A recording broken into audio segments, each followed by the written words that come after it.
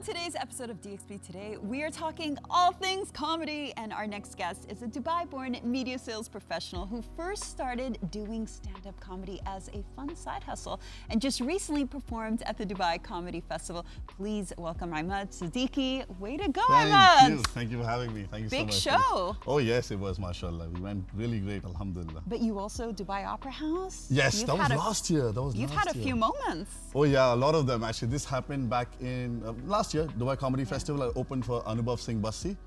It was back-to-back shows, both the shows by the way. Not showing off, but yeah. Yeah, back-to-back.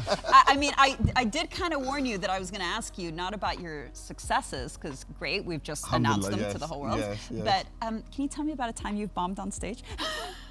I thought you were going to praise me. I'm sorry, I just want to start. Let's get the data. Tell us about the first time on TV. How did you bomb? Can I explain something to you? Because when I'm going live on television, I always have things that I'm saying to myself, like, Dina, don't forget where you rehearse. Don't forget with that. Say calm. Don't move your. I'm doing it right now. Move your hands around too much. There are things that I say to myself. What do you say to yourself?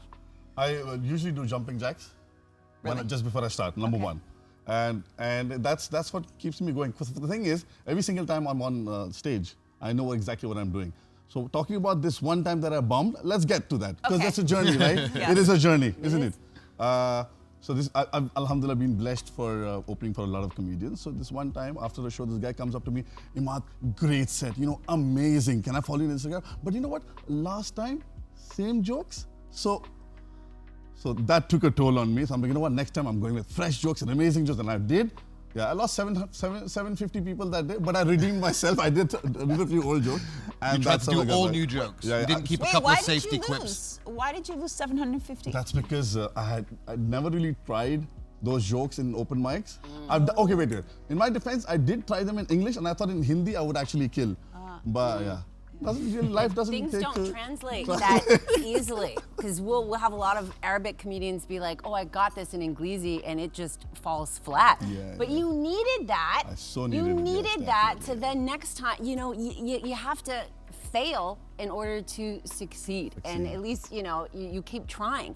Now, I want to talk a little bit about your show, because I saw on the flyer there was 3 different. Are you doing different? Was it different characters, different monologues? And can you give us a little glimpse? I'd like to meet one of these characters. Great! Wow. I want to meet this character. So let's do this. Come on I out. thought I was putting you under pressure. Look at this one. There you go. Stage 1, stage 2. So the show was called Three of Us, where I had a 30-minute set of myself where I was talking about my Dubai journey and all of that. The first alter ego was an Irani guy who's lived in Dubai for 40 years. Okay. Yes, okay. And the second alter ego was a Keralite, a Malayali guy who's lived in Dubai for 20 years.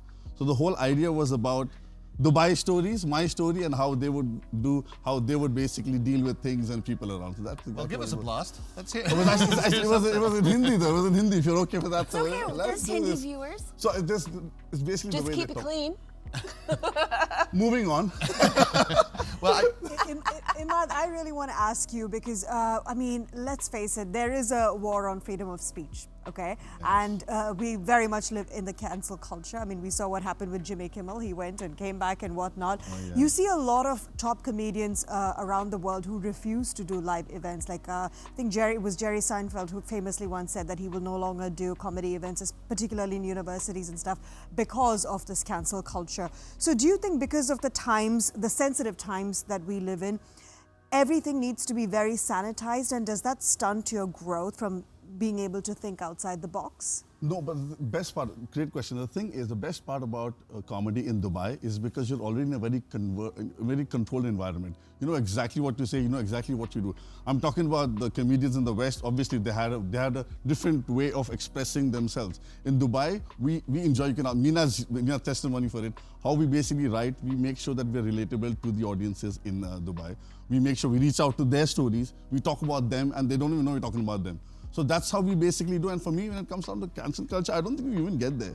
And in my opinion, just be clean and be nice to people. I mean, just do jokes that somebody will relate to. You don't swear in your sets, do you? No. Okay, now I don't at all. Purely because I feel, I could be wrong, but I feel it's a very easy way out. to get people to laugh, in my opinion. Yeah. So I keep it I like very, it. I very respect clean. Keeps it halal. Alhamdulillah, yeah, exactly. I want to talk a little bit about your journey because I've done stand-up comedy. And You all- can do a joke first. not right here.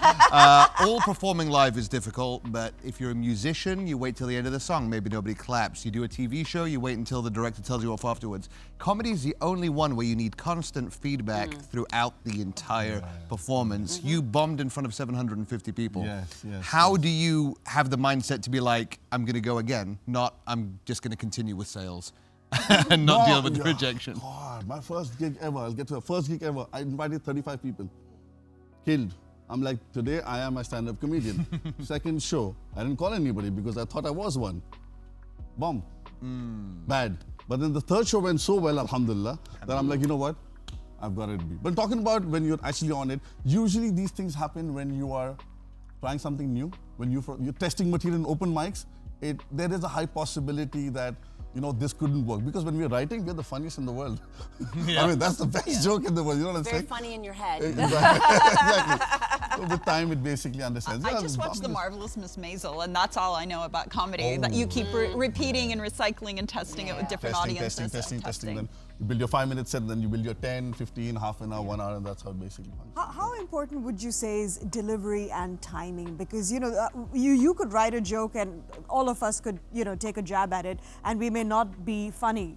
So how do you get the delivery right? Intonation. So yeah, exactly. So basically, I'm very expressive on stage. Number one, I make sure that I use the entire stage. If it's possible, I even jump because it kind of backs up my writing.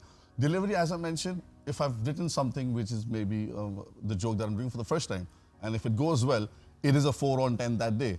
If I do it the 10th time, it becomes a 6 on 10. If I do it the 10th time, it kind of grows. So it's all about going on like how singers usually they do their riyaz, is what we call in India. They practice every morning. Our practice is just going on stage, irrespective of doing something new, something old, or anything Stage like that. is So the gym. Stage is the gym. For comedians, exactly, you got to keep working out. And also keeping the jokes fresh. Oh, yes. You have to keep it fresh because sometimes adding another act out, adding a different point of view. Sometimes when an audience member does something, you improvise and you're like, ooh, that was a great comment. You keep adding and building. But timing, delivery is everything.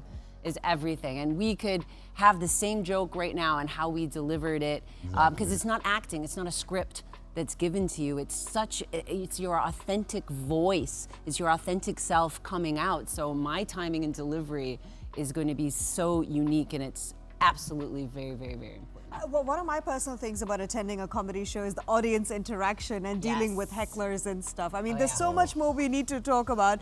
Unfortunately, we need to move to the spotlight, but please, Emaad, stick around with us, all right?